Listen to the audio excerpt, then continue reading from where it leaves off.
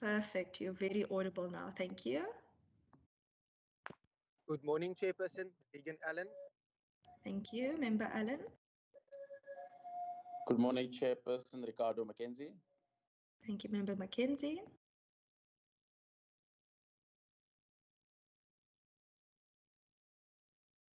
Are there any other members in the meeting today? Good morning, Chairperson. Morning, Member Philander. I'm present. Thank you very much. No problem. Are there any other members in the meeting today? And our NCOP member, are you here with us today? Is Mr. Njadu online with us? I don't see him yet, Chairperson. Okay, that's okay. With that, I will now allow for introduction by National Treasury. Thank you, Honorable Chair, and good morning to the honorable members and the colleagues that are. Please forgive me, Honorable Chair. I think that there was a bit of a connection there on my side. As I was saying that, I mean, once again, good morning to the honorable members of the committee, as well as the colleagues that are on the call. My name is Marumo Maake. I'm a director at the National Treasury Intergovernmental Relations.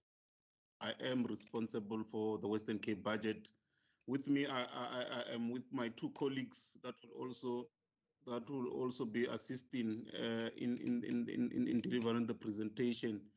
And through you, Chair, if you could allow me to give a chance to my colleagues to introduce themselves. Thank you. No problem, Mr. Marke. Thank you so much. Your colleagues may introduce themselves. Good morning, honorable members, and good morning, Chair. My name is Kodisang Mudukanele, Senior Economist at the National Treasury, working in the Intergovernmental Relations Branch. Thank you. Thank you, Mr. Molukanele. Anyone else? Good morning. My name is Priti Mavungu. I'm also from IGR, working under local government. Thank you. Morning, Ms. Mavungu. Anyone else?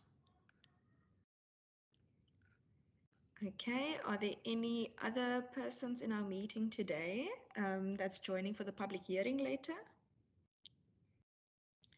Okay, if not, that's okay. We can always ask later again when we get to that section. But Mr. Marke, thank you so much for being here for this briefing. You may jump straight in. I will take the questions and answers from members after the presentation, and then we'll move to the public hearing. Please, apologies for me not putting my video on. I'm not feeling 100% today, so if you don't mind, but you're welcome to jump straight into the presentation. Thank you very much, Honorable Chair. If I may ask the presentation to be put in a presentation mode, please.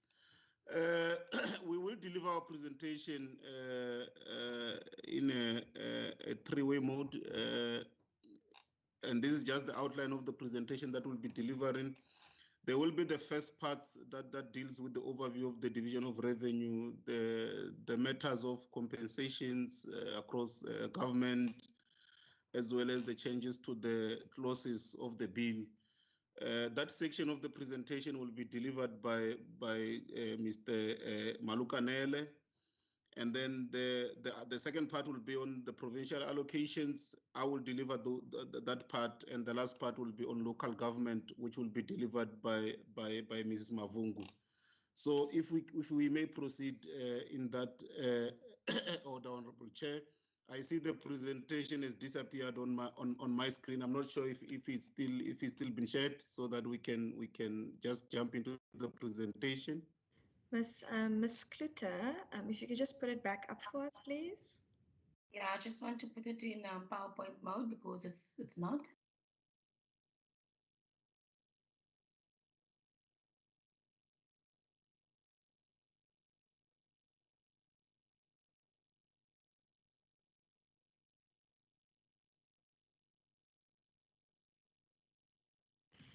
Perhaps just alert us when you've put it in presentation mode so that we can confirm whether we can see it or not. Wasima, can you maybe just open it and transfer it? This thing is taking very slow to transfer to PowerPoint.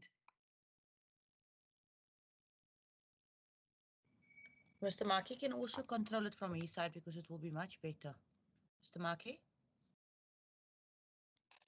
Okay, now I'll try from my side. I think it's also in a PDF format. Probably that is the challenge that the colleague is experiencing. I'm not sure. I did project it. Is it visible on the side? Yes, thank you so much. It is visible and the words and indications are quite large. It's wonderful. Thank you so much. I think we can proceed in this format. If the screen is too small, then we will indicate for just to be enlarged when we get to those particular slides. Okay. Thank you very much, Honorable Chair. I will just move on to the next slide and then hand over to my colleague Kolisani to take you through. Thank you, Kolisani.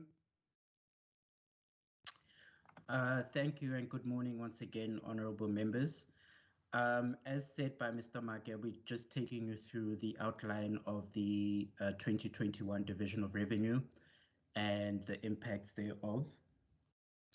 As seen on this slide, shows how the Division of Revenue has been divided up according to the three spheres, with the largest reductions being implemented from national and provinces to the tune of 300 billion as a result of the reduction in wage bills from 2021 to 2023-2024 financial years. As said, the PACE reductions amount to 205 billion rand, which leads to a very slow growth of about 0.8% over the MTEF, and about 85% of the reductions are for COE, So which means there will be no salary increases across the board for government employees and political office bearers at the provincial sphere. The other reduction relates to the local government equitable share. It has been reduced by about 14.7 billion rand over the 2021 MTEF.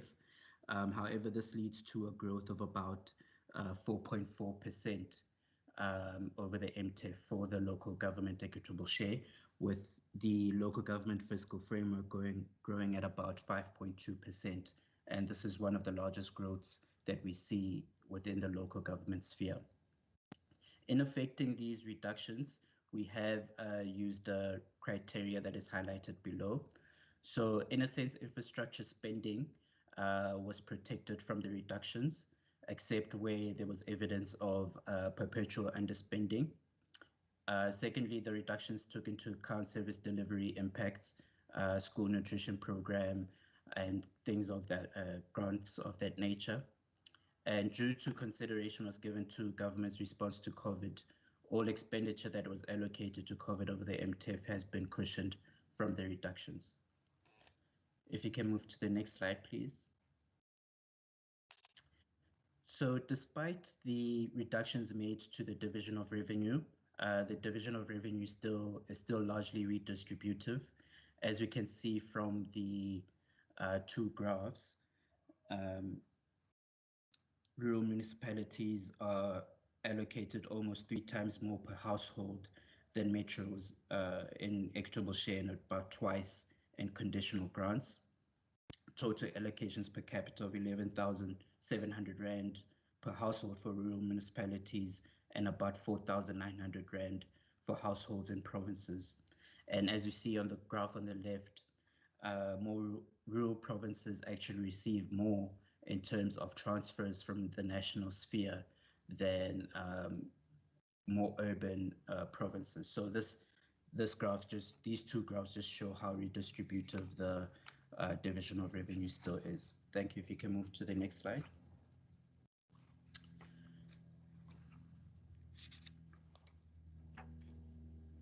So the next slide just shows the emerging trends of CLE relative to economic performance, which essentially justifies why we need to actually curb wage spending and CLE across the two spheres of government.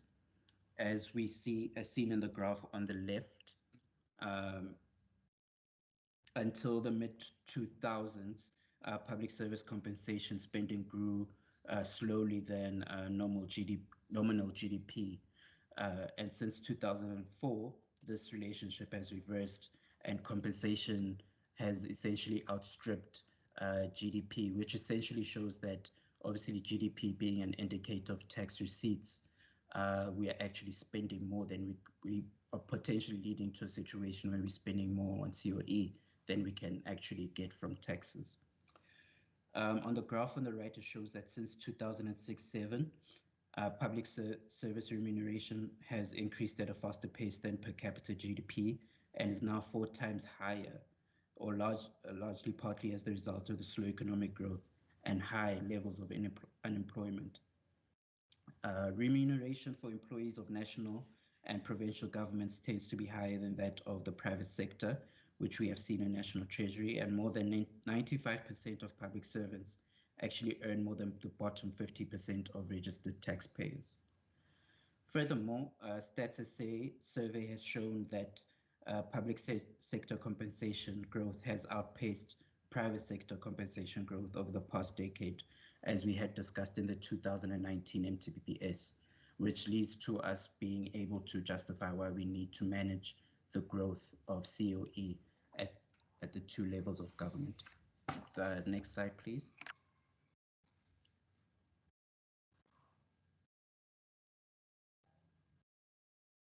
If you can move to the next slide that deals with the division of revenue bill clauses.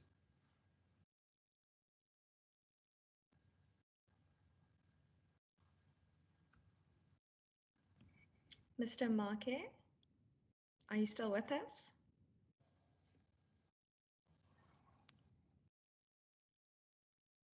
Mr. Marke, are you still with us?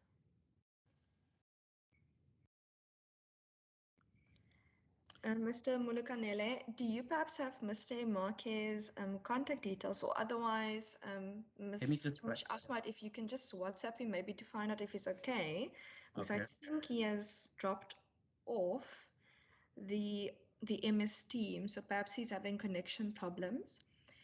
Thank you, Ms. Kluter. If you can maybe just go to the slide that Mr. Mulukanele was at, and then we can continue in that manner until Mr. Marquez joins us again.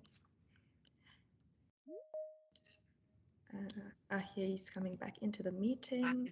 Yep. Okay, I think it was the next slide. I think we were on slide 6. Yes, the Division of Revenue Bill closes. Thank you, Chairperson. There we go. Perfect. If Ms. Kluter, can you just make it a little bit bigger for us, please? I see it's there on 88%. If you can make it just a little bit bigger. Yeah, at the bottom, where it says minus and plus, and then it says if you can make it just a bit bigger. Okay, maybe a little bit more. Is it possible to make it a little bit bigger? Let's see. Is that the biggest that the screen can go? Or alternatively, Chair, Yes. Ms. Kluter can go to View. Full screen mode. It should show full screen mode there. No. Go down on the first. Yeah, there we go. Full screen mode is under read. Perfect. Thank you so much. Okay, thank you. All right, thank you, Chairperson. If we can move to the Division of Revenue Bill clauses.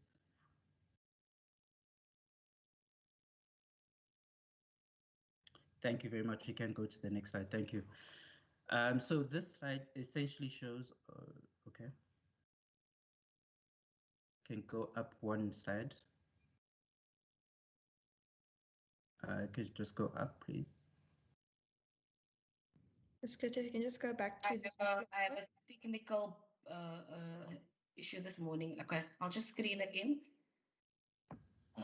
The PowerPoint one. Okay.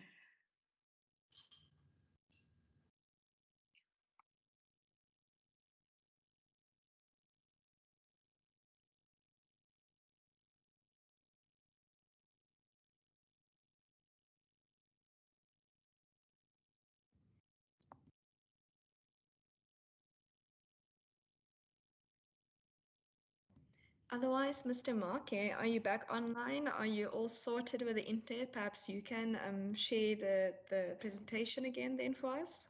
Yes, Honorable Chair. I hope the problem is now sorted for good. I'll share it again. No problem. Thank you so much. We are at the clauses section. And if we can maybe also make it, are we also able to do the view larger or page view? Okay. I'm not sure. Otherwise, that's fine. It's quite large in terms of the wording, so then we can go ahead. Thank you. Thank you very much, Chair. So this slide just essentially shows the changes made to the clauses. As you all know, the Division of Revenue Bill clauses essentially govern the spending of conditional grants and the enforcement mechanisms and any changes that are necessary. Most of the clauses remain the same annually except for technical refinements, which we see in the annexure. There are two big policy adjustments that have been made to the bill clauses. The first relates to the requirement for a disaster to be declared for disaster relief funding to be released is replaced with the requirement for classification. So what this entails that it will have better alignment with the requirements in the Disaster Management Act. It allows for quick initial response to disasters. It will trigger for release of funds if proof that a province or municipality is overwhelmed, and large and long-lasting disasters are still required to be declared. The second one relates to the requirement for metropolitan municipalities to submit built environment performance plans to access infrastructure grants. This has been removed, and they have been now incorporated into other planning documents. So with that being said, Chair, that was just the view of the main changes to the division of revenue, and my colleague, Mr. Maki, will take you through the provincial allocations. Thank you very much. Thank you, Kolisane. I'll just go straight into the allocations. Honorable members, these were the transfers that were made to provinces from the national in the 2021-22 financial year.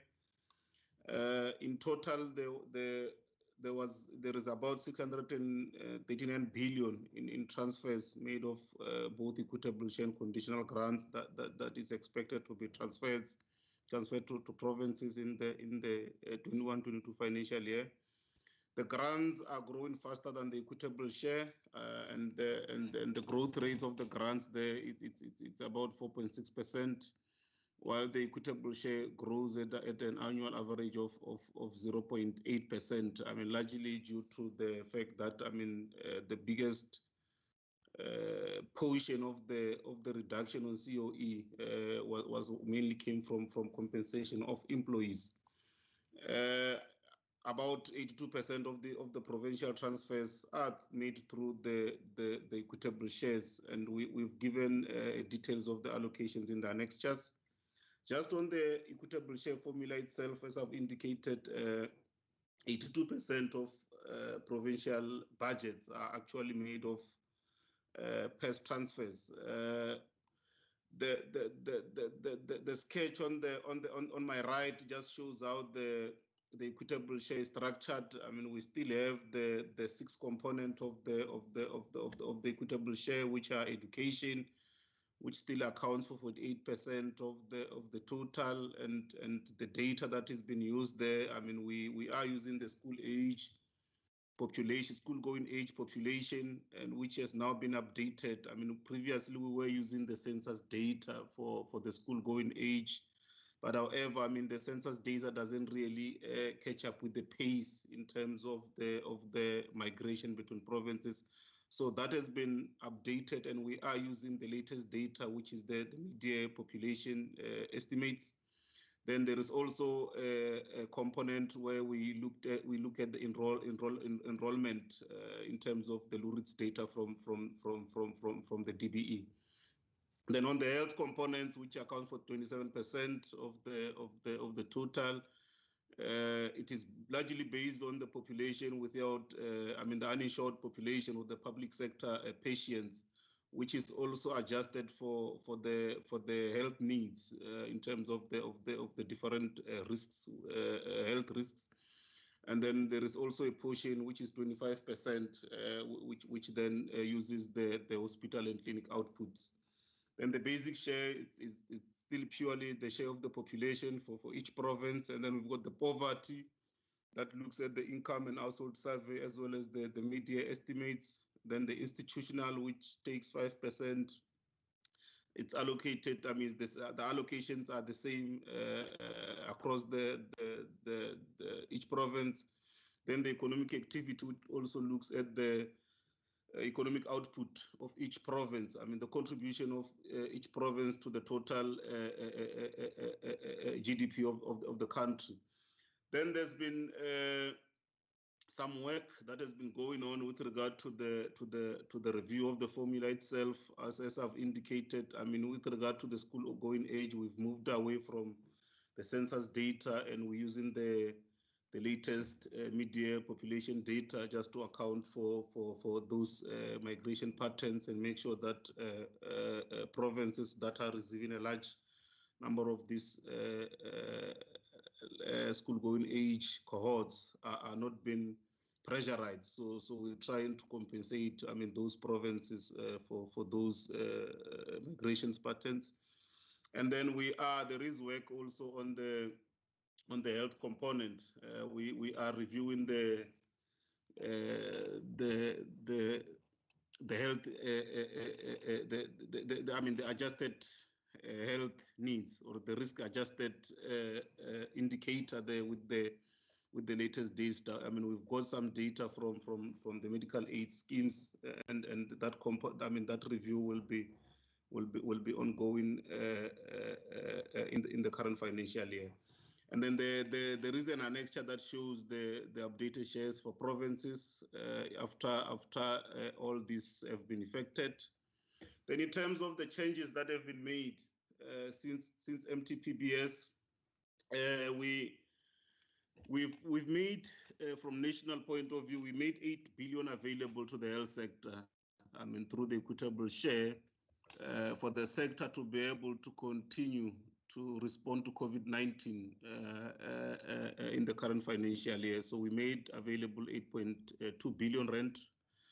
And then there is also 2.4 billion that has been made available in the grant, HIV, TB, malaria, and community outreach grant. I mean, there is a COVID component that has been created there, and that is largely to administer the vaccines. So we've just made that money in the current financial year available, and in the adjustment, or as and when the vaccine has been rolled out, I mean, we will review and see if whether there are any pressures or there are in addition that we need to be added to provinces for them to be able to continue to roll out the vaccines. And then the other changes that has been made, we also shifted 140 million from the from the health facility revitalization grants to the human resource and training grant for the hiring of the medical interns. So the sector made that shift in order to ensure that they continue to hire the medical interns. And then we also had to do some generalizing with regard to COE reductions. Initially, when we made the COE reduction, we included the conditional reductions on PES. So in the MTPBS, so that has been resolved in the main budget. 1.7 billion and 2.1 billion has been reduced or shifted from the conditional grants to equitable share to make up for that reduction that we made on PES, which was supposed to be on the grants. But it's the same thing. It was just the correction there, so it didn't really affect the overall framework of provinces. Just in terms of the changes to the grants in the human settlements, from the current financial year, there is a new standalone grant which is called the integrated. The upgrade of informal settlement grant, which has been established to ensure that provinces continue or focus purely on upgrading the informal settlements. I think there's been the issue of performance there across provinces in terms of upgrading some of these informal settlements. So hence the sector decided to just uplift this and make it a grant, though it has always been an instrument within the Human Settlement Development Grant. Then informal settlement were not done to scale up to the way in which we would have really needed. I think that's the point that I was trying to make there. So hence we created this grant. And then the title deed restoration grant has been incorporated back into the HSDG, but the purpose will remain the same. I mean, to continue the eradication the backlogs with regard to the title deeds.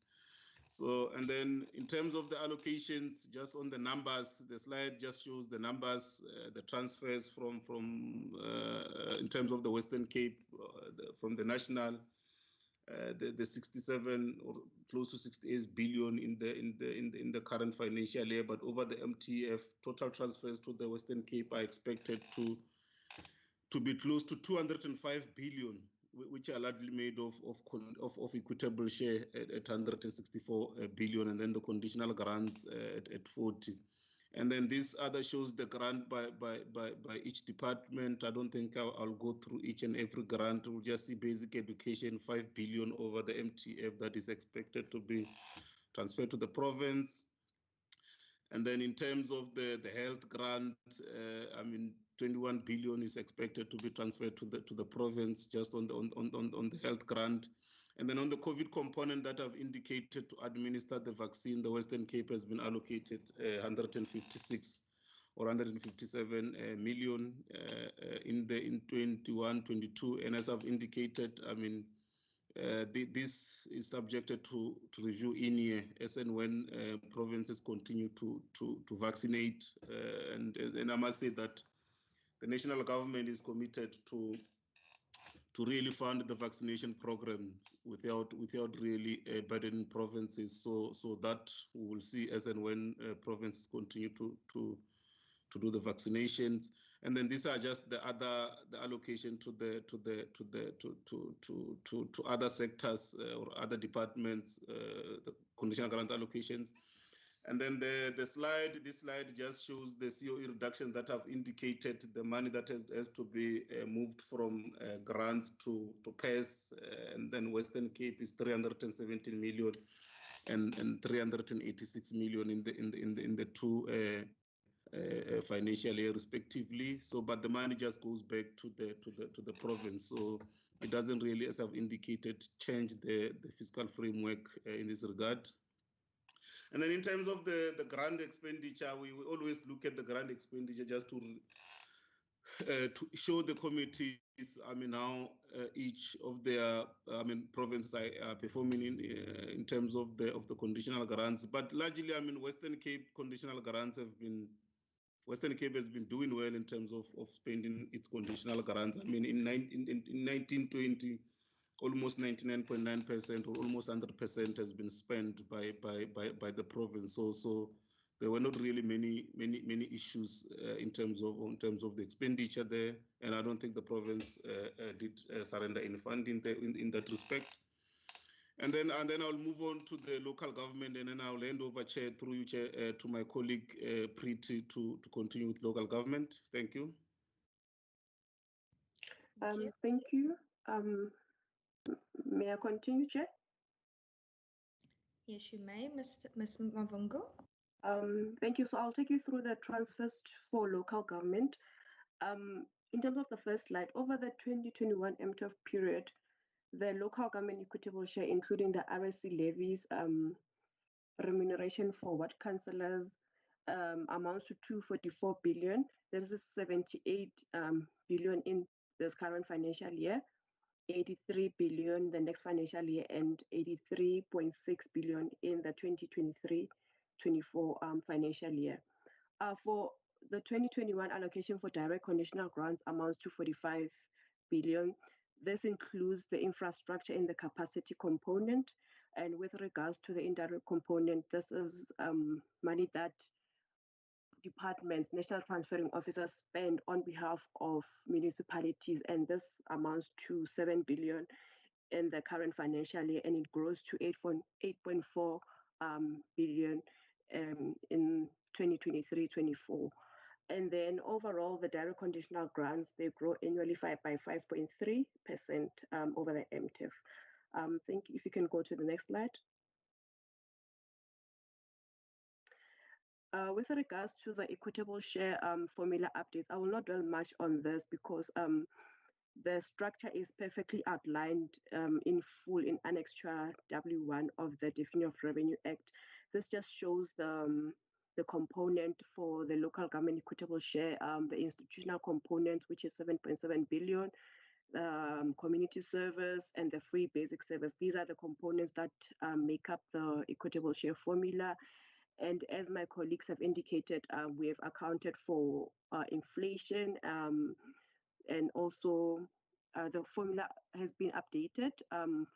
Household growth is 2.8% growth using the Stat SA numbers. Bulk electricity is 8.9 based on the previous approved multi-year price determination. And also the projected CPI for other costs have been accounted for. Next slide, please. And in terms of changes to conditional grants for municipalities, a new grant has been introduced.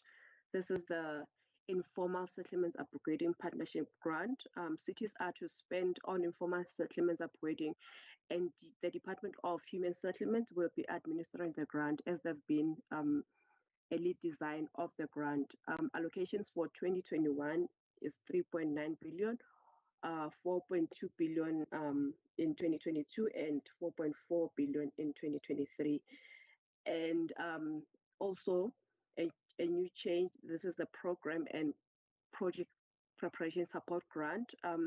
The integrated city development grant has been repurposed to support metropolitan municipalities to develop pipeline of investment ready capital programs and projects, hence the renaming of the grant. Previously it used to be ICT, and now it's now called program and project preparation support grant. And lastly, in terms of the changes, asset management provision in the municipal infrastructure grant, where the framework is updated to allow for 5% of the municipality's allocation to be used for development for infrastructure asset management plan. Municipalities will be required to submit business plan. This will be approved by the Department of Cooperative Government, as they are the administrating department for the municipal infrastructure grant. Next slide.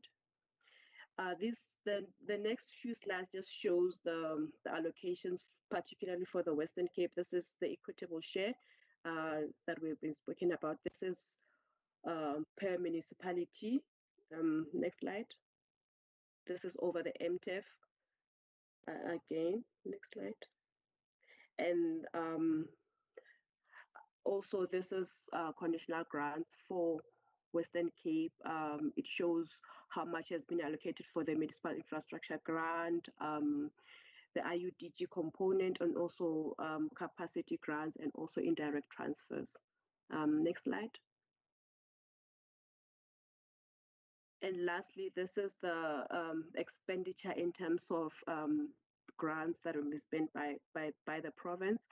As you can see, ever since 2017, 7.72% has been spent. 2019 it has dropped, and last year it was about 75.6%. So as compared to other provinces, I must say the province is doing well, but we need to continue to encourage municipalities to continue spending their conditional grants, because money is returned to the National Revenue Fund every year, and obviously this determines their future allocations, because we can't continue to allocate grants to municipalities that are not spending. Hence, the importance to encourage municipalities to spend their conditional grant, especially during these tough economic times. Thank you so much. Thank you, colleagues. And yeah, Honorable Chair, Honorable members, that is our presentation on the Division of Revenue Bill 2021. So I'll hand over back to you, Chair, and we will be taking any questions from the honorable members. Thank you. Thank you so much. Before I hand over for questions, I just want to check, is slide 26 the last one? Because there's like 14 slides out of the 40, or is that just the annexures? Okay, I think those are just the annexures. Yes, Honorable Chair. Those are the annexures that we referred to in the presentation. So the other ones are just annexures. But we are happy to take any questions if there is any clarity seeking questions with regard to the annexures. Thank you. No problem. Colleagues, as previous meetings, I will take hands now. If none, then I have also a lot of questions, but I don't see any hands. Okay, there's one hand. Honorable Mkondlo, are there any other hands? If none, Honorable Mkondlo, you may go ahead. Thank you, Chairperson, and let me greet all the colleagues again. I just want to first understand, Chair, in as far as I see, I'm not sure whether any member or a permanent delegate in the NCOP has joined us. If not, I would like to understand whether is it a prescribed requirement for them to attend these engagements, and if not, what does it mean in as far as this particular process of NCOP consultation.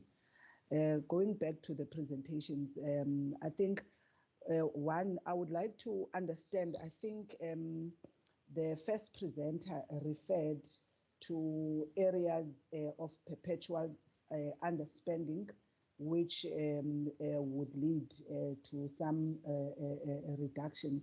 And perhaps if you can maybe explain more about what that statement means and which areas of perpetual underspending in aggregate terms, perhaps that there has been noted in as far as the historic spending by department.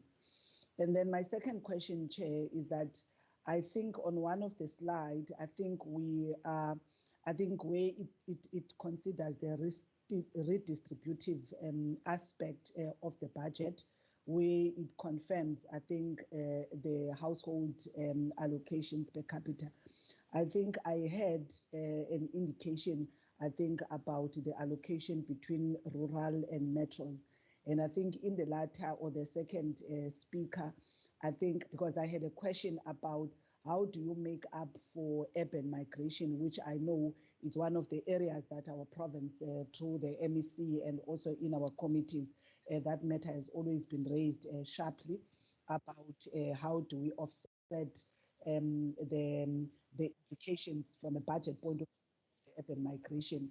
So I was partly covered, I think, by Mr. Make around, I think, when he was presenting, I think, the PES in as far as the review that is being done in terms of the formulas, both at the level of education and health.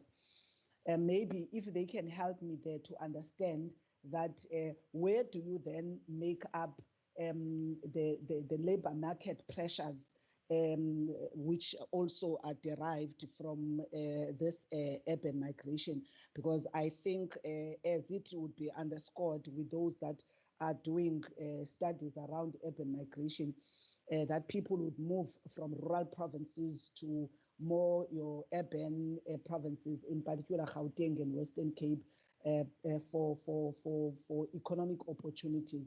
Majority of them would be unemployed, coming to these provinces to look for employment. So I'm hearing how in the review that matter is considered in terms of the education and health, but I'm trying to understand where would, if there is any formula or model or response on how such labor market pressures, in terms of the employment in those provinces are sort of made up.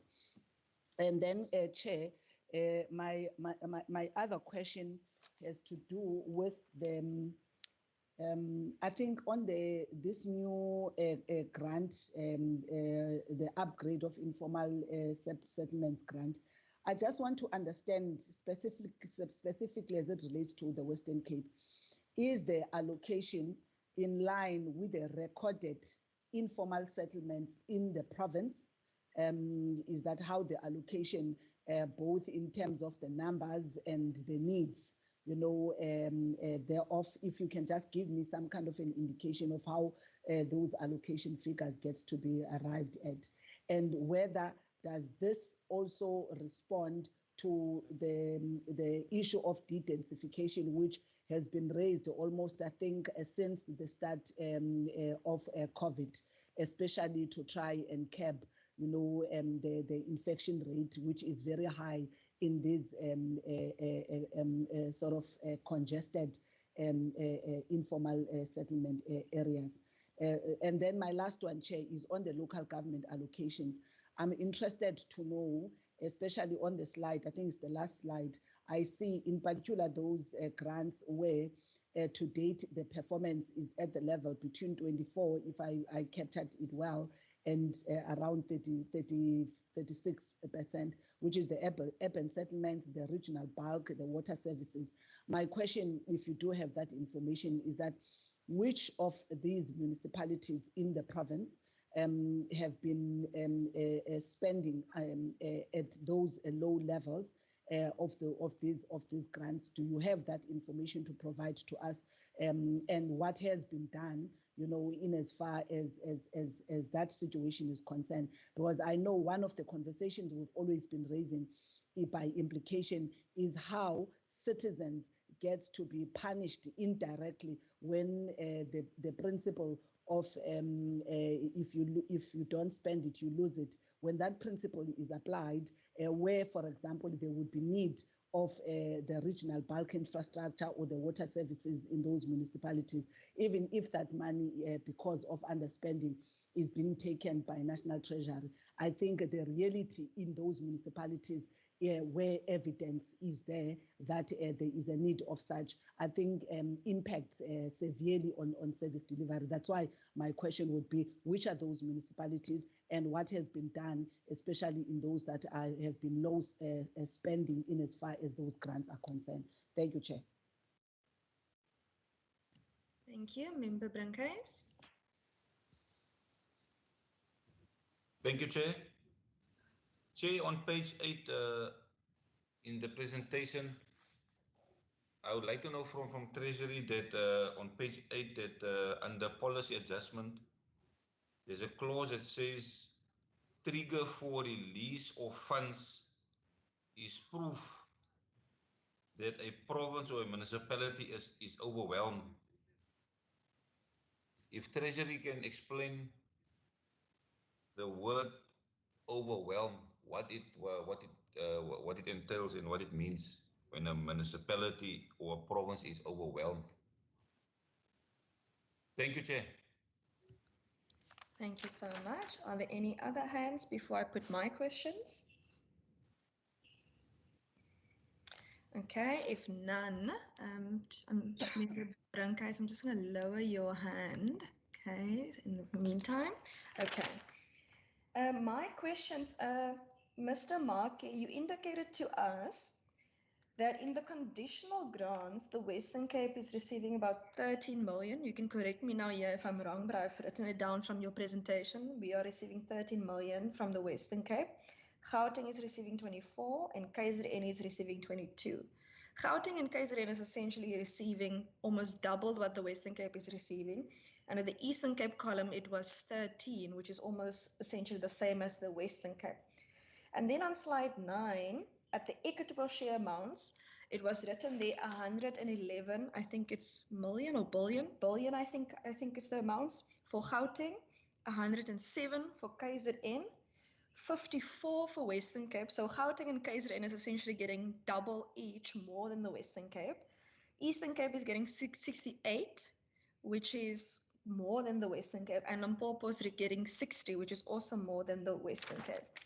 Now, I just wanted to find out how in the calculation, because you spoke to us about the basic share, poverty, institutional, economic activity, education, and health factors.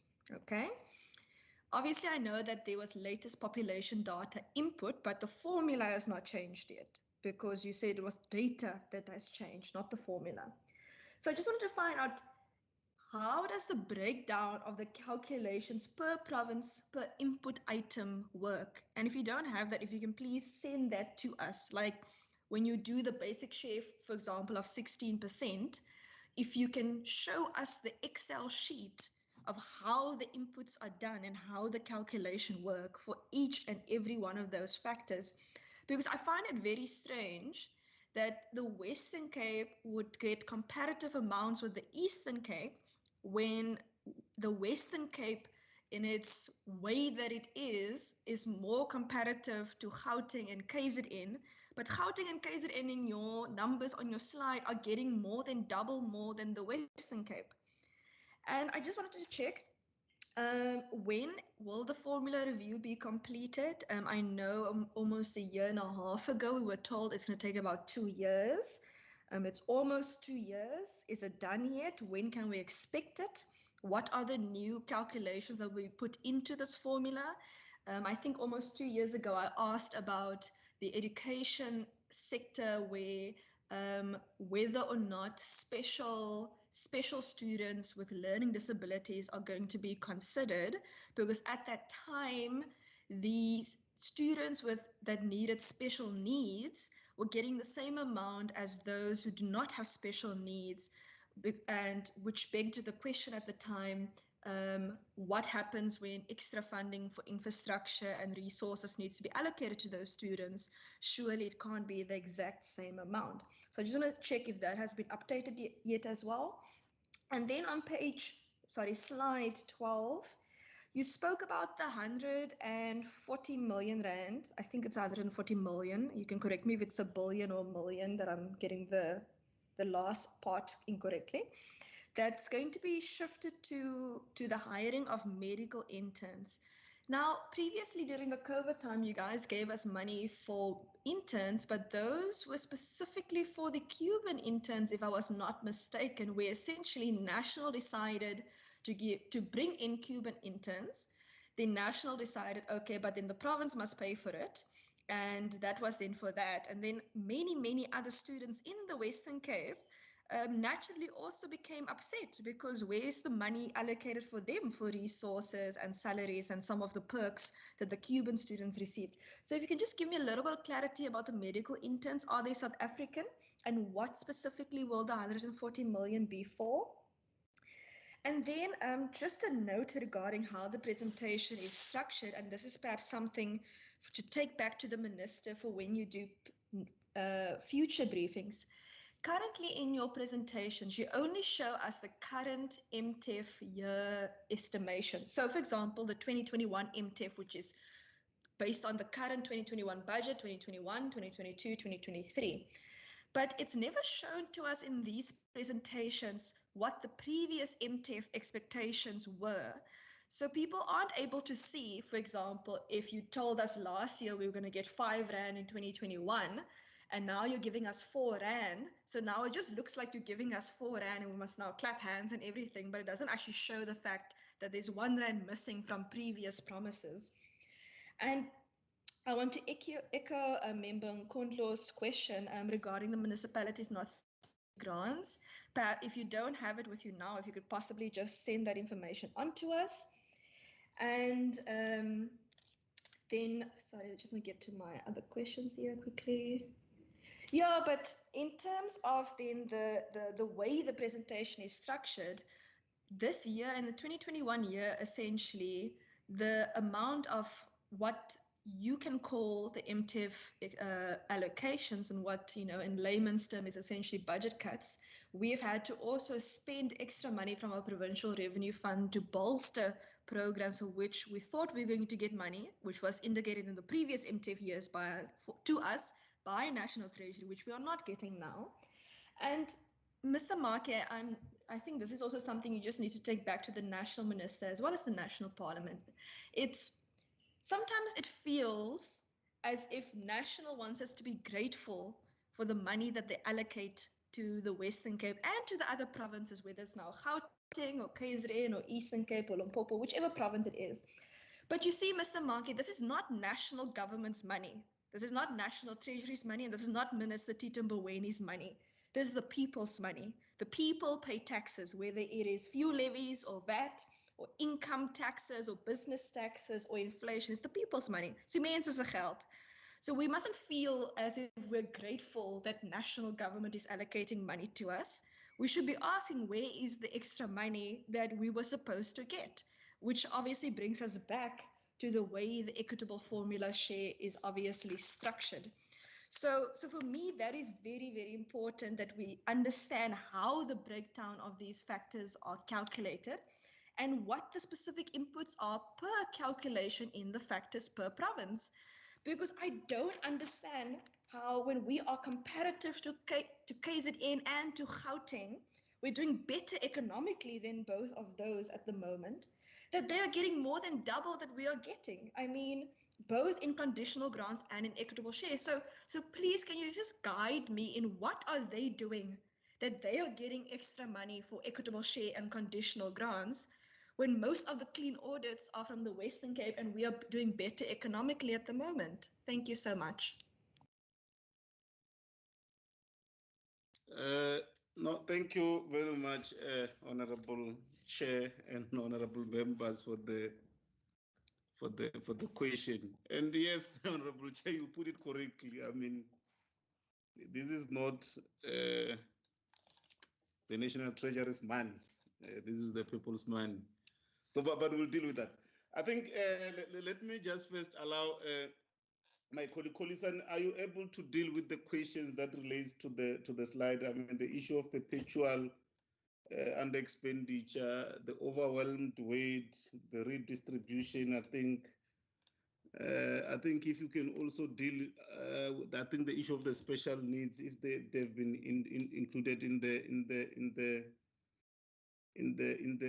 equitable share for education. If you may start, then I'll come, and thereafter, you can deal with the issues of local government. Kolisar? Thanks, Marumo. I'll try and answer the Honorable Nkondlo's question on the perpetual underspending. What essentially that means is that we look at the historical trend of grant spending from provinces and municipalities, and how essentially they've been spending their money over some time. So that if a municipality has been a grant has been underspending for a very long time and over the years, then that's a grant that will possibly target to reduce. So in terms of the aggregate numbers, unfortunately, I can't give you that at this point in time, but what we can do, we can include it in our answers to the legislator members, where we give you a breakdown of the grants that have been underspending and to what extent they've been reduced for the MTEF. But just to give you an indication of the type of grants that we are looking at that have been underspending, I mean, the grants in the agricultural sector have been perpetually underspending or historically underspending. Grants in the sports sector, the mass participation grant has been underspending. I think the spending for 2019-20 was about 64%. And as well as looking at grants within the human settlement sector, the title deeds restoration grant has been basically underspending. So those are the type of grants that we would look at when we effect our reductions. To answer Honorable Braincase's question on what does, when it comes to the triggering of release of funds to provinces or municipalities, what does overwhelmed basically mean? It can be in two ways. Overwhelmed can be through the severity of the disaster.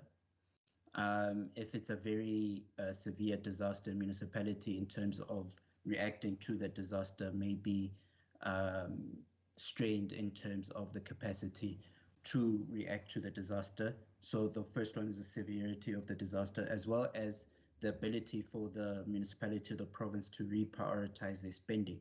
Because before, it used to be a situation where the municipality or province had to reprioritize their spending within their budgets first, and then money will flow from the national. So now we just have to classify, and money will be flowing to the province. So it can come in those ways, where there's the severity of the disaster and the ability of the province or the municipality to reprioritize their budgets to react to the disaster. With regards to when will special needs children be included in the PES or in the provincial equitable share formula, with regards to the ongoing review of the education component and the data from the Department of Basic Education, as members know, Basic Education has embarked on a new system of collecting data from schools. So once we view the maturity of that system and the validity of the data that we get from that system, other components relating to the data will be included in the PES.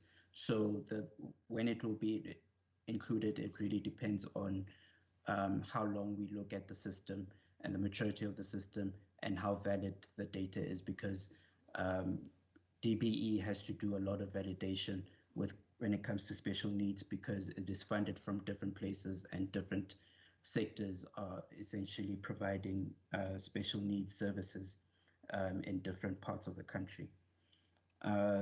So I think those are the questions, Marumo, that I was meant to deal with, unless I've missed one. No, it's fine. It's fine, Kolisane. I think let me come in, Honorable Chair. I think the question that you've asked with regard to, I think is it slide 10 on the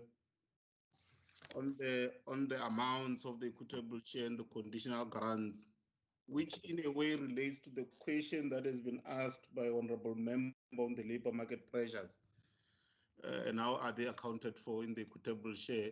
And let me agree with you, Honorable Chair, that maybe, I mean, we probably need to just set up probably another special session just to deal with the structure of the equitable share, as well as how it is computed for us to arrive at the numbers that we arrive at. Because I mean, there are a whole lot of factors, there are a whole lot of indicators and inputs that are used in the equitable share. And at the end of the day, I mean, at the end of it all, I mean, all those factors are weighted, I mean, to come up at a 1% or a single percentage for each province. I mean, for example, in the education sector, I've indicated the fact that we've moved away from census to media estimate numbers, which then means that when there are migration between provinces in terms of the in terms of the learners, I mean, those are accounted for in the education component. I mean, we look at the total number of each learners, the number of learners that each province has, and then we also take into account those migration, and we make what we call at the end of the day a technical adjustment. I mean, if let's say, for example, at the end of the day, when you've weighted all the components, it shows that, I mean, there's been an increase in, for example, the number of learners in the hospital output, in the uninsured population, and all these other factors that make the equitable share result in a certain percentage increase in the overall share of the Western Cape. We make what we call a technical adjustment and increase the equitable share of the Western Cape by that amount. But if you have an increase in the education sector and then you've got the decrease in the health sector, at the end of the day, what they do, they cancel each other. But I think it will assist if we can be able to take you through that so that you understand how does it mean, because the equitable share itself, it's about redistribution. It's not really about clean audits, efficiencies, and how you conduct your business. I mean, it also relates to the question that the honorable member has asked on the local government, that if somebody is not doing well and you take that money away and then you give it to someone that is doing well, what does it mean to that particular person that is not doing well? I mean, you're still making them worse, I mean, in terms of the socioeconomic status of that particular person. So it's about, I mean, in terms of those indicators, the data from those indicators, the number of learners that each of these provinces have, the number of school-going age cohort that each and every province have. Then you calculate the share of that particular province. Then you go into the health component, and then you do the same. You say, what are the uninsured population, and then you adjust it for the health risk of that particular population. So what we call the risk adjusted index. So which is then based on the age and sex cohorts in terms of, the maternities and all those other health needs that are across different kinds of population. So that index gets calculated. Then you also then have the hospital outputs, which accounts for 25%, which then looks at the overall workload of each of the health facilities. Then at the end of the day, then you calculate the share for the health component, and then you run it against each and every provincial outputs. Then it also then links to the issue of the labor market pressures. I mean, if you look at the economic component, and there is a contestation depending on which province you speak to. I mean, currently the economic component says, if you are in Gauteng, you are in the Western Cape that are economically stronger, then we need to allocate more money to those provinces in line with that component, because they are contributing more to the GDP of the country. So the more the output, the economic outputs that you have, the more money that you get within that particular component, which then is meant to cater for all these issues like the labor market pressures, etc. But however, I mean, if you speak to another province like a rural province, then they will tell you that, I mean, then you are basically incentivizing these people to go to Gauteng and Western Cape.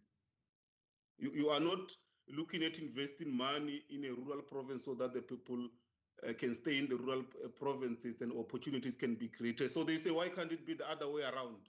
The lesser the economic activity that you have, the more money you give us in that economic component so that we can be able to create that base. But currently the economic component favors the urban provinces, and it makes for that. Then in terms of the informal settlement upgrade, I mean, the criteria that has been used there, I mean, it's in line with the HSDG criteria. I mean, you look at the needs, you look at the number of informal settlements that are there relative to all other provinces. I mean, for example, I mean, if you say you're upgrading informal settlements, I mean, I know Western Cape is one of the provinces that has got a higher percentage share of the informal settlements. So more money means that more money from that grant will go to the Western Cape relative to Limpopo, because Limpopo has got lesser informal settlements. So we look at the needs. I mean, in terms of the data that State SA, I mean, the household survey that the State SA releases. So the more you have, then the more money that you will get. And then in terms of the review, when will they be completed?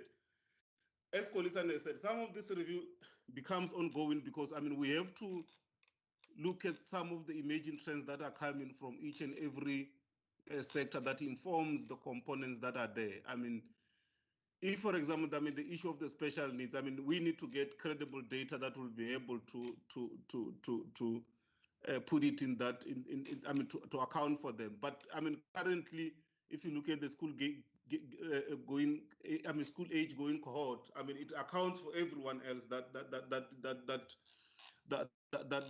falls within that age band, including the learners with special needs. But we take the point that, I mean, you probably need to lift it up because they, I mean, the money that they need, I mean, the money that each province needs to run a special needs school, it's not the same as the money that you need to run a normal public ordinary schools. And then the health component, I mean, we are, I mean, looking at finalizing probably the health component in the current financial year. As I've indicated, I mean, we are looking at reviewing the risk-adjusted index and take into account other matters like the deprivation and I mean other matters that drives the health needs. So we'll be able to complete that. But and then the education one, Honorable Chair, because we were saying when are these things getting complicated? We completed the education one in terms of the data. As I've said, we are no longer going to be using census data. We'll be using media statistics to account for that. And then in terms of the programs or the structure of the presentation, Honorable Chair, I think on this one, I mean, the MTEF estimates are exactly that, just estimates. And each and every year we review them based on the economic trends. I mean, and then we also look at the primary balance, which informs our borrowings. So the money that we might have put in the baseline last year can either be increased or decreased based on those issues. So if the economy suddenly takes a dip, which then means that we must go and borrow, and then we decide to go through fiscal consolidation, we might revisit those amounts that we promised you. So that is how, I mean, we deal with these issues in the budget. So it's not like the baselines themselves stay static. So each and every year they get reviewed based on the fiscal framework and how the economic trends informs that fiscal framework. I mean, COVID has disrupted the economy, which resulted in our primary balance, I mean, increasing significantly. I mean, the primary balance means revenue versus expenditure. And if you look at our budget review, you'll see the numbers there that our numbers are going in a very opposite direction. We want to try and contain that debt. So that's what informs this baseline each and every year. So, and I hope that we might have answered all the questions, Chair. And if there is any question that we left, you will guide us. Thank you. And then Preeti, if there are any questions, if you can, on the local government, sorry, Chair, Preeti. Thank you, Mr. Mike. In terms of questions for the local government, the first one are the new grant, the informal settlement upgrading partnership grant. How are the allocations figures and the allocation criteria? So for Western Cape, this grant is allocated to Metros. For Western Cape, the City of Grant will be allocated 518 million for the grant. And then in terms of the allocation criteria, like I've indicated earlier on, is allocated to metropolitan municipalities. These funds are determined through the USDG. This is the Urban Settlement Development Grant allocation formula. So, and then as to the second question, in terms of the underspending of municipalities, how has National Treasury been assisting these municipalities? We do have the data for grant expenditure for municipalities, and we'll provide this after, I think, the meeting. So what we do to assist municipalities with underspending, what we usually do every year in December, this will be the end of the second quarter, we initiate a process of stopping and reallocation, where we look at municipalities that are underspending. This is to reduce the risk of underspending at year end. We look at their performance, and we write to municipalities that are underperforming. Usually the benchmark would be 40%, and then we would give them time to motivate to us as to why we shouldn't stop these funds. As per the MFMA, some municipalities who declare that funds may be stopped because they don't have spending capacities at the moment. And then some municipalities would say that we shouldn't stop because of the funds are committed, and obviously service delivery would be hampered. So in those instances, some we would not stop just to allow municipalities anyway. But ultimately, we find that a lot of these municipalities, they still underspend at year end, and then would undergo now the rollover process, where they still apply for rollover, and if approved, depending on whether or not it's approved, then some funds, if it's not, the rollover is not approved, then obviously the money would return to the National Revenue Fund. But the stopping and reallocation process is done so that funds are not returned to the National Revenue Fund. So we do that to prevent that, so that we can reallocate funds to municipalities that have fast-tracked their project, so that at year end, the baseline for the expenditure for RBIG or WSIG, for that matter, would not be low, as you've seen in the case for the Western Cape. Yeah, I think I've covered those two questions. Thank you so much. Thank you, Preeti. Thank you very much, Honorable Chair. I think we tried to deal with all the questions. If there is any other question that we might have omitted, I mean, we are more than happy to deal with it. Over to you, Honorable Chair. Thank you.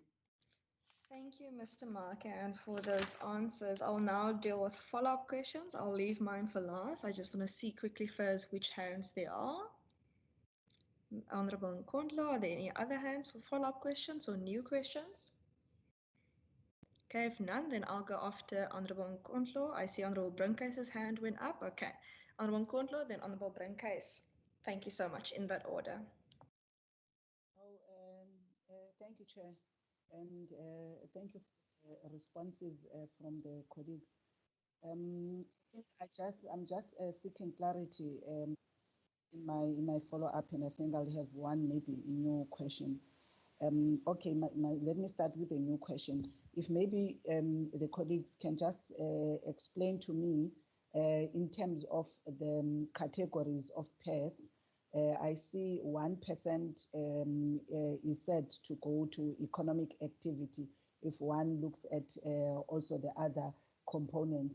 What would be, maybe if they can maybe give more explanation to me to just understand that particular component and the rationale of it being a smaller percentage. And then the second one, Chair, I just want to understand, I think in the bill clauses and the fact that the new or the replacement for classification under the disaster declarations, perhaps there, what I want to know is that, and I want to use a classical example of what I've been following here in the province, is that does it mean with this particular classification, where there is a stalemate or a standoff between a province or a municipality and national in terms of what is declared as disaster? Because my little or limited understanding, having followed some of the disasters, in particular, you know, the fires in the informal settlements, is that you would have a situation where that particular disaster, until it is declared by a municipality, you know, so that it triggers whether you call it a reprioritization of the budget or, you know, spending for whatever needs of that particular community. Now, what I'm trying to understand is that in terms of this new introduction of classification, how does it help the alignment around those particular issues between who gets to declare a disaster?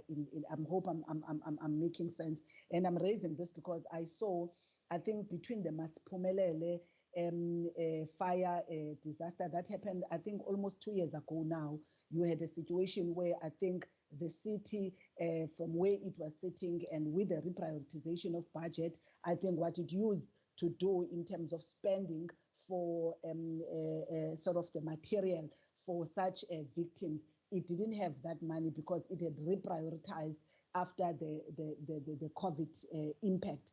And then that actually delayed the process of response to that until there were engagement with the Minister of Human Settlement, who at a later end had to then allocate some funding from national through to the province to the municipality. And I think only now, almost more than a year later, I think some kind of funding is now placed on those victims. So I'm trying to understand how indeed this clause, you know, help to expedite, you know, those kind of implications for service delivery around disaster situations. And then my last one is a follow-up in terms of clarity, Chair. Okay, I wanted once again on the USDG. I think one aspect of my question that was not answered is on the de-densification, and perhaps I would maybe recoin this question differently the second time around. Just want to check in terms of the de-densification. Was there an allocated or specific allocated budget? You know, because de-densification, my understanding, I think, was triggered by the COVID. It was part of the COVID response. So as part of the budget for COVID, was there specific monies for de-densification? And if so, was that money optimally spent? And I'm raising that now that you have this new grant that has been put. Is it the same funds, or it's actually outside of those outside of the funds that were specifically, because there were areas, and I know even in our province there were specific informal settlement areas that by their nature they had to be prioritized for de-densification as a COVID response. And that's why I'm asking whether was there funding specifically for that, and if there was that particular funding, were those monies utilized as we now looking at the new allocations in terms of this new grant? Thanks, Chair. Thank you so much.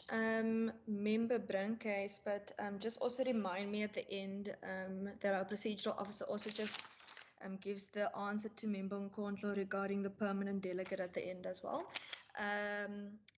Member Brinkhuis, you may go ahead. Thank you very much, Chair. Chair, my question to the to National Treasury is that national government plays an oversight role over the country at large, including all the provinces, including all the 200 plus municipalities in South Africa. Now, with regard to their oversight role, we all know that municipalities is divided into wards and districts and different structures. Here in the city of Cape Town, it is also divided into sub-councils. So what measures does National Treasury take to ensure that when they allocate money to the municipalities, how much do they make sure that the municipalities and the provinces actually spends the money that is allocated to them according to how they, divided the wards up in the municipality? Because national government is supposed, like I said in the beginning, national government is supposed to play an oversight role. The gap between the have and the have-nots is increasing at a very, very alarming rate. And I don't have to remind anybody about this. If we take, for instance, certain areas here, for example, here in the city of Cape Town, in certain areas, you see people have opportunities. And in certain areas, I don't want to take names, in other areas, you see people have almost no opportunities. So national government is supposed to play an oversight role to see that these challenges are met and these problems are actually solved in terms of how the money is spent in the municipalities and in the provinces. So my question basically is to national government that they are supposed to play an oversight role, and are they taking note of these problems in the municipalities and in the provinces? Thank you, Chair. Thank you so much, Member Brancais. I'll quickly, when I ask my follow-ups, I'll just quickly also deal with the one question from Member Kondler regarding the permanent delegate.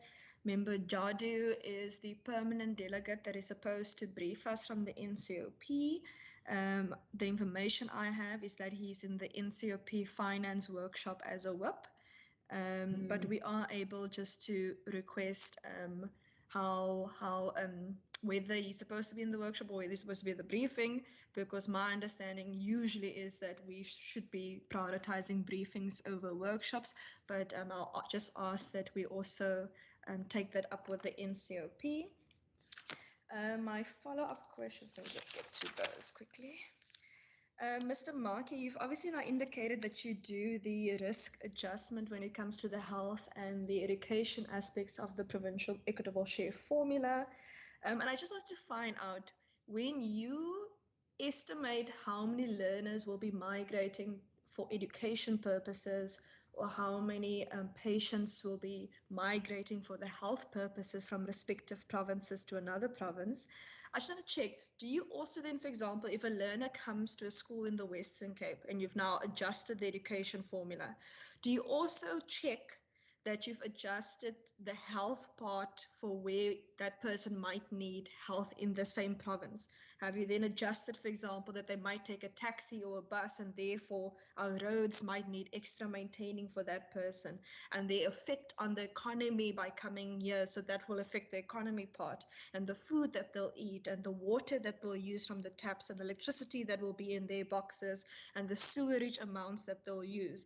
Are those factors affected, for example, when a learner or a patient comes to the Western Cape to say, we want services from this particular province, but then instead of just affecting change to the one part of the formula, we should be looking holistically at all the different parts of the formula. So I just want to check, how does that get factored in?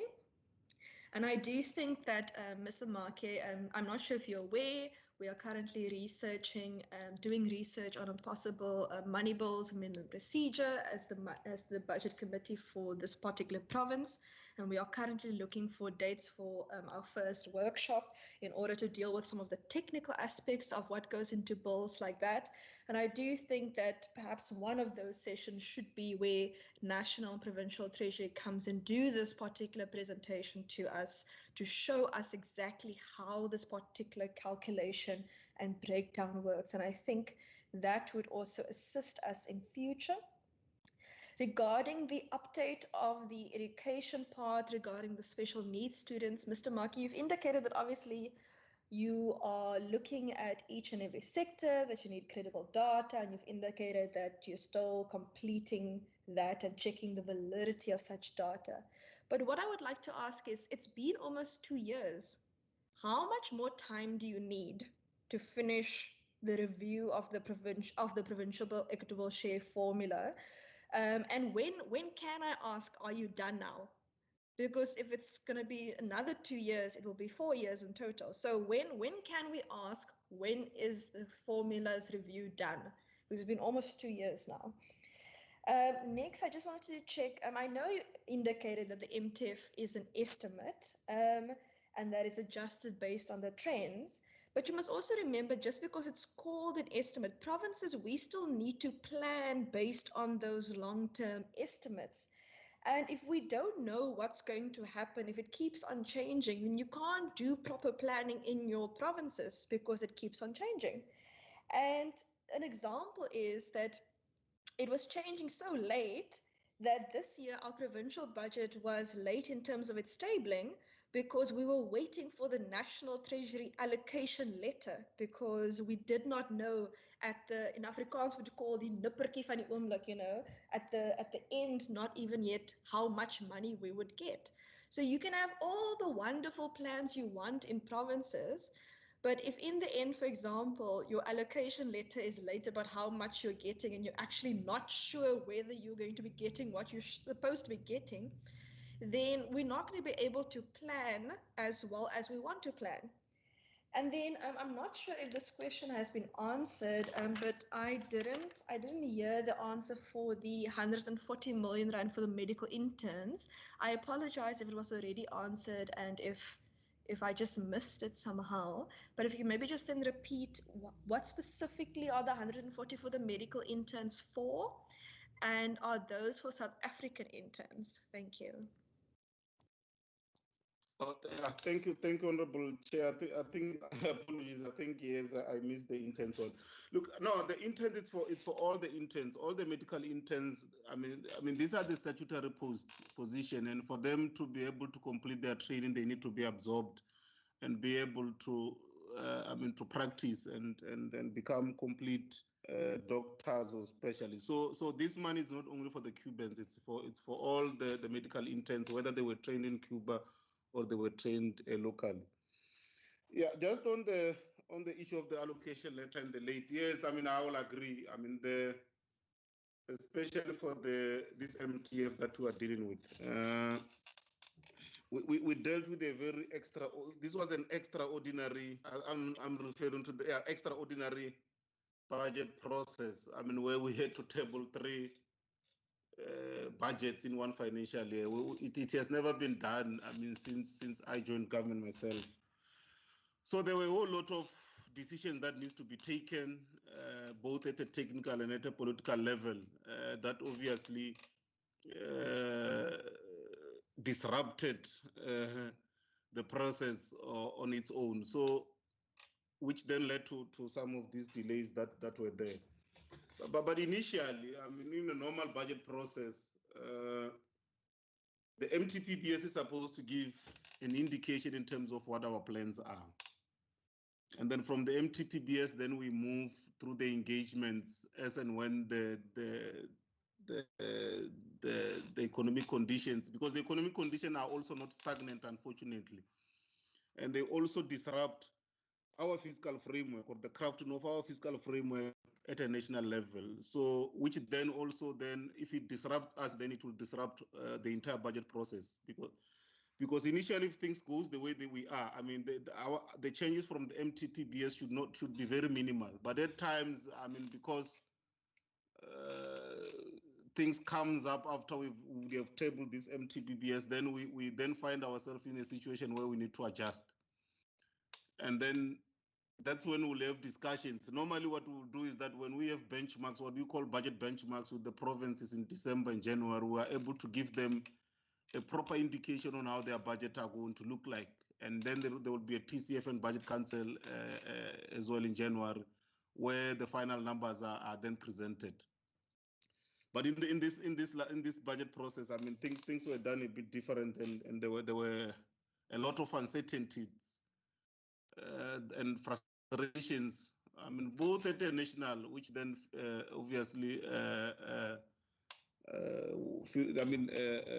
also reached the provinces and municipalities. But that we accept, and it was because of those anomalies. But in a normal way, I mean, we should be able to give provinces indications earlier in the budget process in terms of what the macroeconomic trends are and what do they mean for the fiscal framework. So yes, that we do, but I think we just need to appreciate, Honorable Chair, that we also face these uncertainties that also affect the way in which we plan our framework. In fact, I mean, there are a whole lot of people that were even in the intergovernmental engagement that we had with provinces. Some were even questioning the issue of the MTF, if whether we must still continue to do MTF, or we must just go and do one-year budgets without even creating expectation, because things are not as certain as they used to be back in the days when money was available. But unfortunately, that is the environment that we operate in. Just on the special needs, Honorable Chair, I'll get more information on this one and then give it to you. But as I've indicated, unfortunately, I mean, the review of the equitable shares I've indicated, it's also informed by the ongoing trends within the sectors. I mean, we could say we are done now, and then something else comes which requires us to adjust the equitable share or relook at the equitable share, and then we do that. But also in terms of how much time we need in terms of data. Remember, we don't collect the data for that informs the equitable share. The sectors as well as the SSA collects the data, and it is our responsibility to ensure that the data that is given to us is auditable, it can be verified, and everyone can own up to it. So we try and avoid those things in the formula, because otherwise then you run a risk of people coming and say, but this data, we don't trust it. It's not credible. Therefore, your equitable share, it's biased because the data is biased. So that is the challenge that we also sit with, because I mean, we need to, I mean, the sectors need to come up with the credible data that is auditable before we even put it in the equitable share formula. But I'll check with you. I'll check for you, Honorable Chair, and I'm dealing with the issue that on the research that you've indicated. I think yes. I mean, the committee secretaries, I mean, and the other colleagues, they can just give us the information in terms of those dates, and then I will relay the message that, I mean, and I believe that should be done. I mean, there has to be that a presentation that we do to your committee, and then it will deal with all these issues that have been raised as well. The issue of percentage is why this one is allocated this percentage, and how we get to the numbers that we get to. So I think that will be able to assist, and it also deals with your question of migration of a learner. When a learner migrates to a province, before that person becomes a learner, they are part of a population. So, and if it's an uninsured population, so it will affect the education component if it's a learner. It will also affect the health component, whether the person is uninsured or insured. It will also affect all the components of the equitable share that looks at the population will be affected by the migration of that particular learner. Even if it's not a learner, if it's just a normal person, it will affect the basic as well as the health as well as the health component, and also the poverty situation of that particular person. So it gets affected. I mean, all of them. So it's not just one component that get affected. All the components are affected by the migration of people. Just on the oversight, and I think my colleague will come on the local government side. Look, we do have, I mean, and we believe that we as at national level, we do have mechanisms that we use to play our oversight role as national treasury for provinces and national government. I mean, there are tools, budgeting tools and monitoring tools that get submitted, the APPs that get submitted, the quarterly performance reporting that gets submitted. We do provincial visits, infrastructure side visits, etc. But however, I mean, there are some of the challenges that we are aware that are happening on the ground. And as the national treasurer, and as you've said, I mean, the tools that we have is that, I mean, we've got the legislation tools that we can use, and that's why there was this issue of when you stop money that is for equitable share and you give it to someone else, what does happen to the other person that where you take the money from? But National Treasury can do what it can do,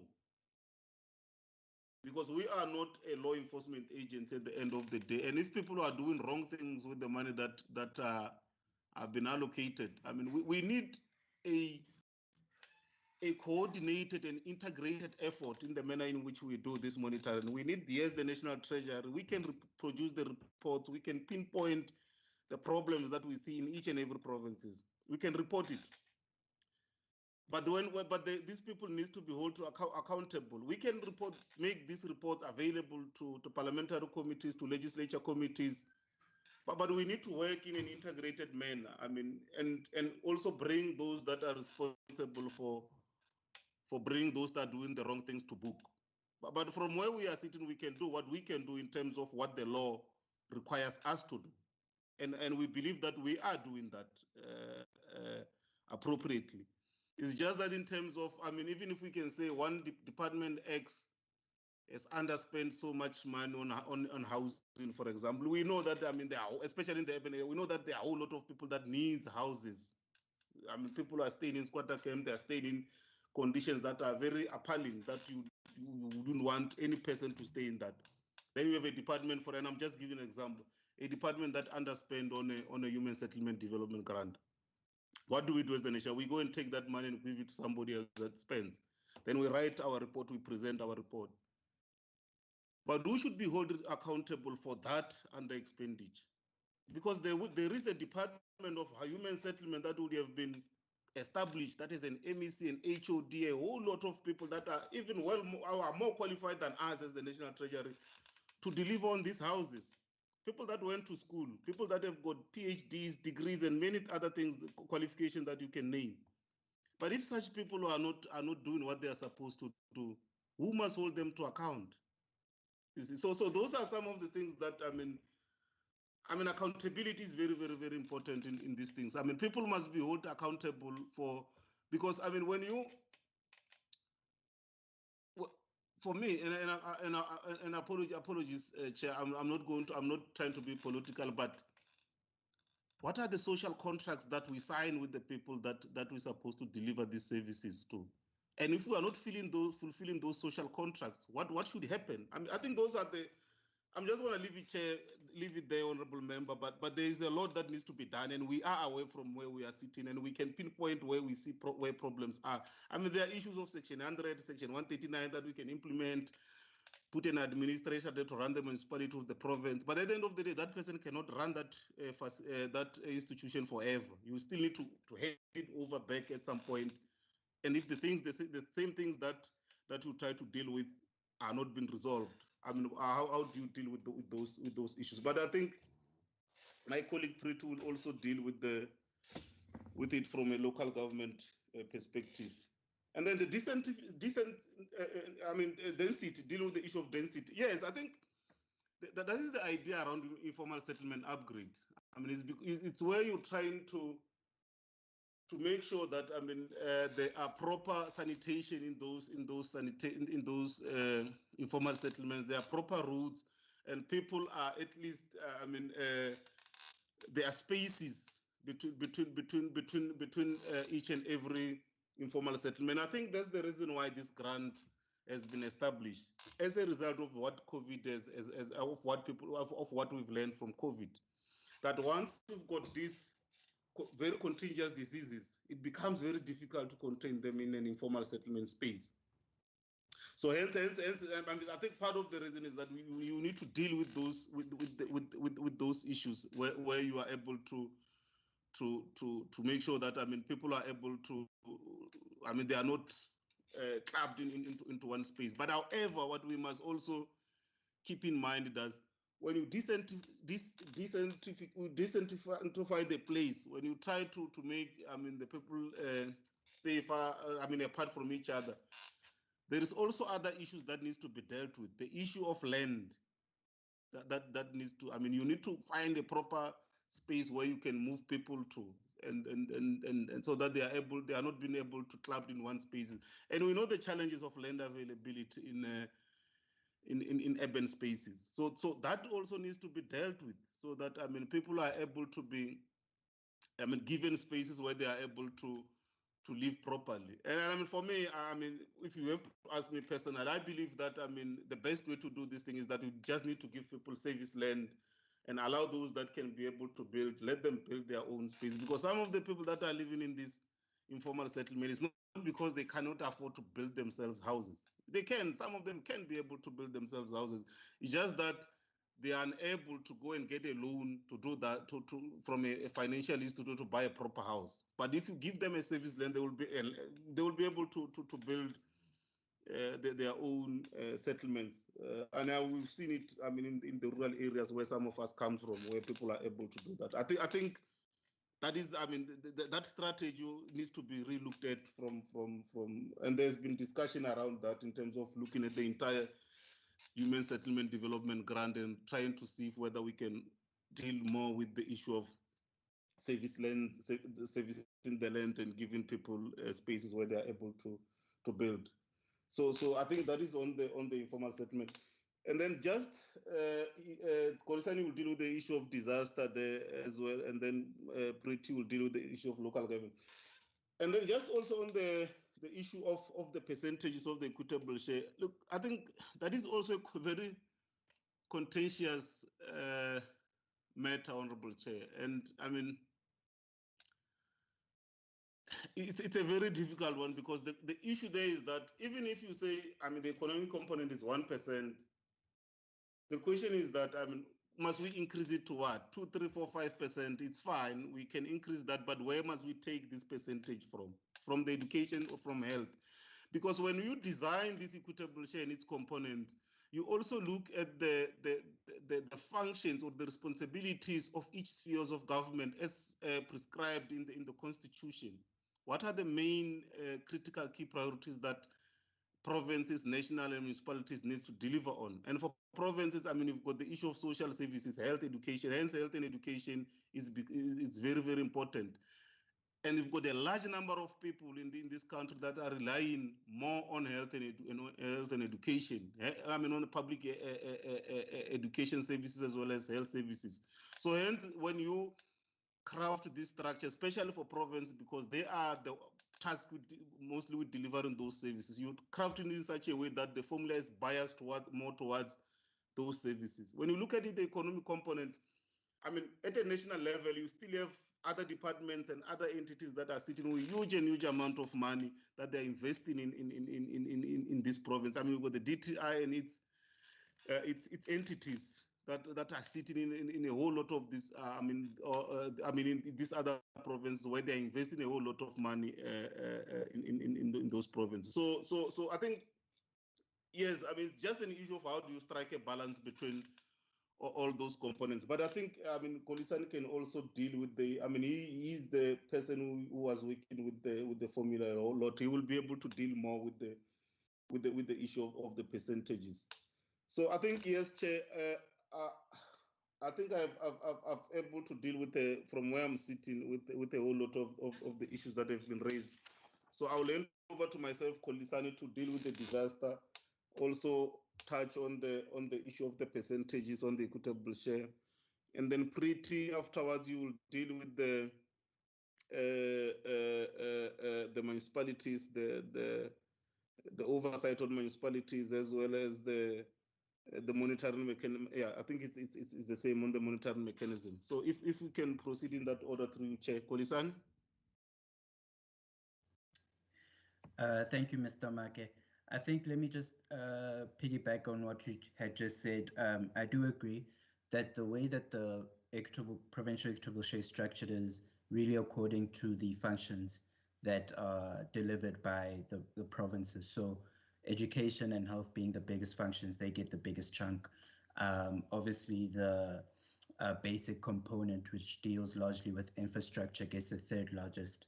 And the poverty component, because when the equitable share was reviewed years back and it was restructured, obviously it was restructured because of the social services largely were taken by national, and were delivered by national through the social development department. So it's largely around that. And if it can be amended, the economic component, to become bigger as the review goes on, because right now the review is really, this stage of the review is dealing with data, and it's taking quite a while. I must share your sentiments, Chair, that the review is taking quite a while, as opposed to other reviews on the equitable share have taken a much shorter time. But what we must appreciate is that over time, systems and departments, systems and status have changed robustly. So we have to take that into consideration in understanding the implications of those changes and the validity of the data that is coming through. So we have to be very, very careful of implementing those things, and that's why it has been taking a staggered approach instead of a big bang approach. And also, apart from the percentage, really the rationale of the economic component is to incentivize provinces, because as we all know, provinces have very limited taxing abilities. So it is to incentivize those provinces that have big taxing abilities but can't levy a tax to be able to get a little bit more from the equitable share. So that's basically the rationale behind that. When it comes to Honorable Gondlo's question with regards to the classification, does it help who, in a sense, declares the disaster? The provisions from the Disaster Management Act still stay intact, in the sense that if there's a provincial disaster, the premier of the province will be the one that declares the disaster, with consultation from MECs and the Provincial Disaster Management Center.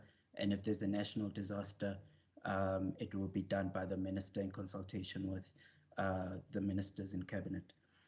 So those provisions in terms of who declares the disaster stay intact. They do not change because of the classification.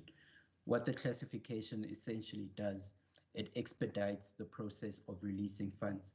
As you have correctly pointed out, Honorable Nkondlo, that it takes a long time for funds to flow from national to provinces or municipality that's affected by the disaster, because it takes such a long time to do the declaration.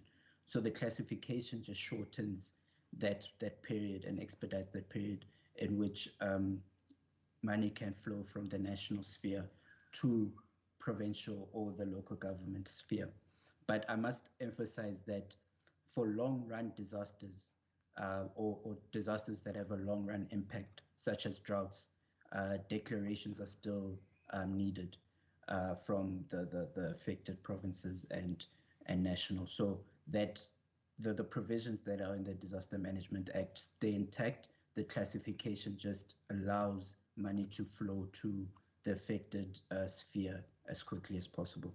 I hope I've answered that question appropriately. If I haven't, we can sort more information and give you a more detailed answer. Thank you. Thank you. Ms. Mavungo, do you have anything to add before I hand over for any follow-ups? Thank you, Chair. I had connection issues. So I didn't quite get the USDG question follow-up. So what I can suggest is that can I get the question in writing and we can perhaps respond, because currently I'm not directly responsible for the USDG. It's my colleague Yolanda Mapomolo. So I'm suggesting, is it possible that we can get the question in writing? I will forward it to her and then she can provide a response for that in terms of the monitoring of the USDG and what actually goes in there. Yeah. No problem. Member Mkonto, are you happy with us for you formulating that question and then forwarding it to our procedural officer for answering by National Treasury? Yes, Chairperson. Okay. Thank you so much. Are there any other follow-up questions before I hand over to for public hearing? I have just two short ones on my side. One can probably be answered in a written format. Okay, so my first one then is you said the 140 million rand for the medical interns are for all interns for Cuban and South Africa. Do you have the breakdown of that? How much is for the Cuban interns? How much for the South Africans? The committed funding there. If you don't have it on you, that's also fine. I can then maybe just ask that in writing, please. And then you've indicated now that the provincial equitable share, the way it's currently structured, is obviously based on the provincial mandates. But I don't see any part of the provincial equitable share for safety. So how do things like crime and gender-based violence, for example, get calculated into provincial equitable shares and resources for provinces for safety and community safety purposes? And then does that mean that where we need to spend money on safety, is National Treasury going to then give us that money back if we are spending money on that to assist our provinces, but it's not being calculated in terms of money from national that's being given to us? I know the second one's a little bit probably more difficult, and the first one can probably be in a written format if you don't have the information. But if you can just give me some indication, how does safety in the various provinces get calculated in the provincial equitable share? Thank you. Thank you, Honorable Chair. Yeah, the way in which the equitable share is structured, Honorable Chair, is that the equitable share is a tool that we use to allocate funding to provinces, but not to provincial department, to provinces. And in crafting the equitable share, we had to come up with we had to look at the biggest functions, as Kolisan has said, that provinces are responsible for, and they were elevated into components: the health and education. Those are the only two components that translate into the departments. But then you've got an economic component, you've got the basic component, you've got the institutional components. Those are not clubbed into any specific department. The reason why it is like that is because from where we sit, we don't see the equitable share. We don't use the equitable share to allocate funding to each and every department. We allocate to a province. At the end of the day, it is a provincial executive committee and the provincial treasury, as well as the legislature's responsibility to decide how that money gets allocated into functions. So which means that, in the equitable share, there are a whole lot of other sectors, like social development, for example. It is not there as a component. There is safety, as you've indicated, and transport and all those other sectors. And there are a whole lot of other departments, premier, treasury, and all those things, which falls probably under the institutional component. But yeah, we don't put specific functions as component of the equitable share formula. We look at the factors that we believe will drive needs in each and every provinces, and they are common across all the provinces. Because once we start going into specific sectors, one of these days you will have people saying, okay, why can't we put traditional affairs, for example, as a component of the equitable share? And then we can't really do that. So we try to make it as more objective as possible, so that it doesn't, we don't have contention between provinces. So the reason why we just, the reason why we elevate health and education is because those are driving the biggest needs that provinces will need to deliver on. And I mean, provinces are the main institution of government that are tasked with delivering those services to our people. But it is not an instrument that should be used by each province to allocate funding to its functions. Each and every province has got its own discretion on as to how that money gets allocated. The 48% that we put there for education is not a prescription. It's not a budget for the Provincial Department of Education in the province. That is just from our side that, I mean, we believe that 48% will be based on education data because of the service load that the provinces will probably experience in that sector in 27. And there is also a contention between 27 and 48 between health and education, because people tend to believe that that is an allocation to health and education. That is not an allocation. That is just the way in which we formulated the formula ourselves. But each and every province can decide how they allocate funding to their functions. I think, yes, on the medical interns, Honorable Chair, let me get more information on this and check if whether there are breakdowns, and if whether this, because there was even money from in the presidential employment program last year that we allocated for that went also through for the intent. So I'll get you a breakdown in terms of how this funding is allocated and whether it is up to the provinces themselves to decide which categories of interns to employ there. Thank you. Thank you, Mr. Marker. You've answered my question regarding the interns, but I think you misunderstood what I'm asking regarding safety. I'm not speaking about departmental budgets, and perhaps I need to clarify my question a bit more. Do you use, and it's really a yes or no answer, is there crime data, crime statistics, and gender-based violence data and statistics that gets input into the equitable share formula that then churns out the answer for what provinces get? So I'm not speaking about the departmental budgets. I think I'm old and grey enough to know what the difference is between a departmental budget and input and data. For a small Anyana course that I did at varsity, also about statistics, so I understand how data works. But my question is really a yes or no question. Is there crime and gender-based violence data that gets inputted into the equitable share that then decides what the percentages are that goes to provinces? Thank you. Okay, thank you, Honorable Chair. Yeah, probably I misunderstood you there. No, look, there is no data on safety in the equitable share at this moment, and gender-based violence. The data is based on the components that are there, and the data is indicated in the slide that has been presented. Thank you very much. Thank you. Okay. Members, are there anything else before I open up to the public? Okay, if none, are there any members of the public in our meeting that would like to ask questions to the department as part of the public hearing?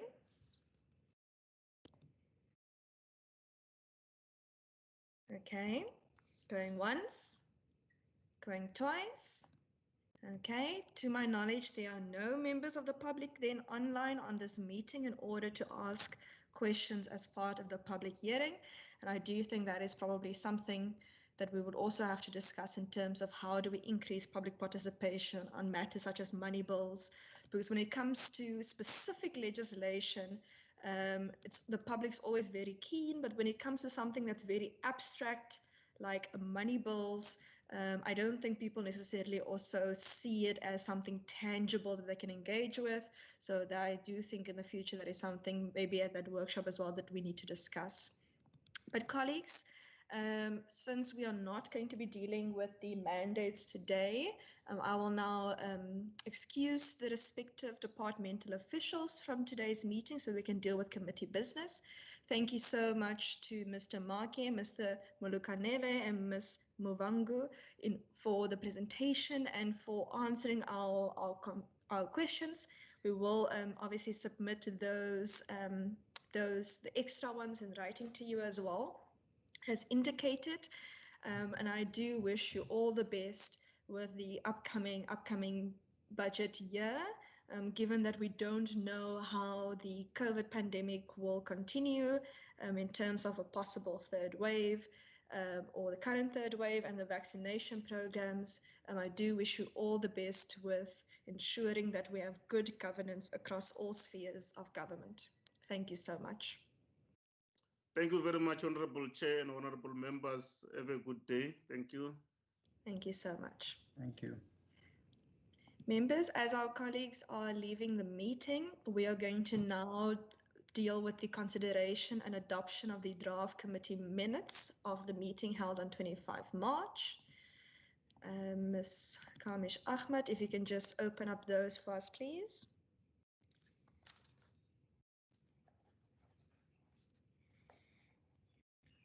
Okay. Okay, colleagues, let's just, okay. Thursday, 25 March 2021, 2 o'clock meeting. You can just check there for your names and so on. Just everything's correct. Okay, let's go down. Go down, that's page 1. If there are no edits on page 1, we can go to page 2. Okay, let's go down. If there are no edits on page 2, if I can get a proposer for the minutes, please. I propose. Thank you, Member Mackenzie. If I could get a seconder for the minutes. I see Member Philander's hand. I second, Chair. No problem. Thank you, Member Brancase then. Perfect. The minutes are then so adopted. Can we please go to the draft committee annual activities report? Okay, can we just make it a little bit bigger? There we go. Okay, let's go to page 1. Let's just check our names, all correct and so on. Okay, we can go down.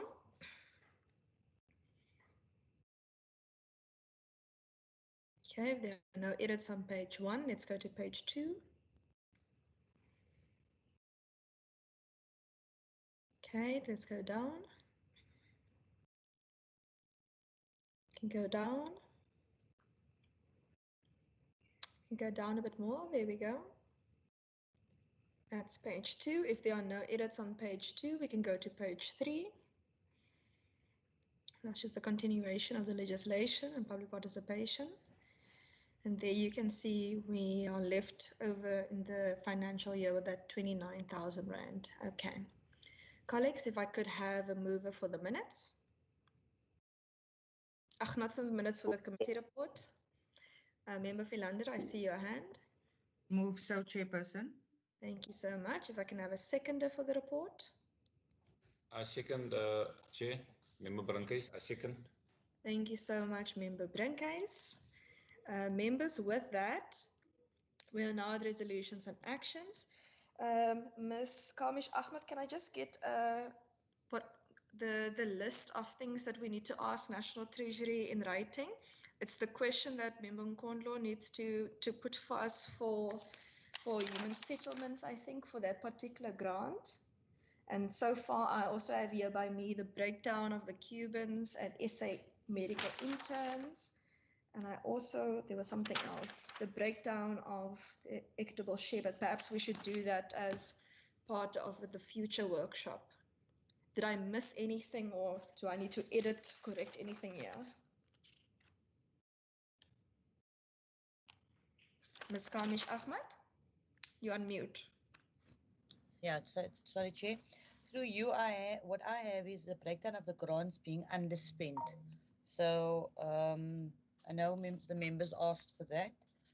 The breakdown of the grants being underspent, and then what has been done to those municipalities for the under expenditure, and then the USDG request regarding the monitoring. Member Nkondlo can just send that question, yes, Chairperson, and then you covered the 140 million breakdown for the who are Cubans and who are South Africans and what is the amount. No, we have the amount.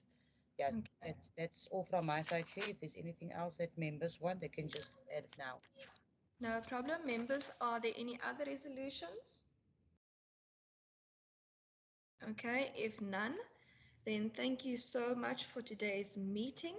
The next one will be on the, let me just see and make sure, the 18th of May, where we will deal with the negotiating mandate on the respective bill. Thank you so much. With that, the meeting is then adjourned. Hope you have a lovely day further. Goodbye. Thanks, Chair. Thank you, Chair. Goodbye.